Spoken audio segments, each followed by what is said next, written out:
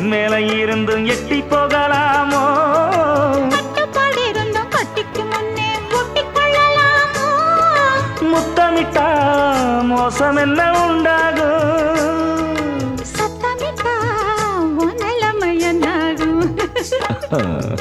புது வளையல அரைச்சு தொண்டையில தான் நினைச்சு மாமா கிட்ட பேச போற மணிக்கணக்கா.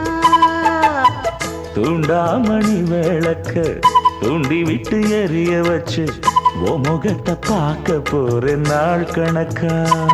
அந்த இந்திரன் சந்திரனும் மாம வந்தா எந்திரிச்சு நிக்கணும். அந்த ரம்பையும் ஊர்வசியும் மயிலுக்கு தொண்டுகள் செஞ்சிடணும்.